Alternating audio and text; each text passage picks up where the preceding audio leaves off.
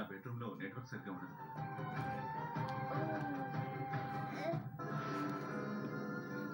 సర్లేమ్మా, ఇంత అర్ధరాత్రి పూట ఓ ముఖ్యమైన విషయం చెప్పాలని వచ్చారంటే అది చాలా ముఖ్యమైన పని అయి ఉంటుంది.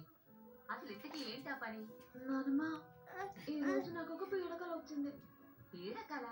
అవును నానమ్మా, మీరు ఆ కోకిలమ్మ కుటుంబరాల కోసం ఎదుగుతున్నారంట. ఆ ప్రయాణంలో నీకు బాబాయ్కి యాక్సిడెంట్ అయ్యిందంట. యాక్సిడెంట్లో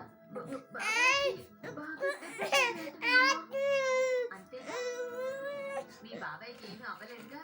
మా వచ్చేది కలేగా.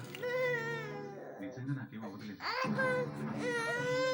మా పీడకలు అనేవి సహజంగా వస్తాయమ్మా. వాటి గురించి భయపడుతూ మనం బ్రతకలేమమ్మా. మీరు చెప్పింది నిజమే సార్. నేను కూడా అదే చెప్పాను చిట్టమ్మకి. కాకపోతే చిట్టమ్మ కొంచెం సెంటిమెంట్స్ ఎక్కువ.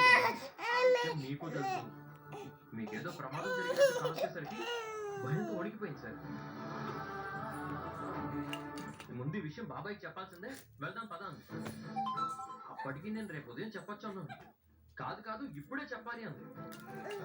దాంతో మీ ఇంటికి రాక తప్పలేదు. వచ్చాక కుక్క రావడం, దాంతో మేము వెళ్ళి ఆ మూల దాక్కోవడం, ఈ తర్వాత ఏం జరిగిందో మీకు తెలుసు కదా సార్.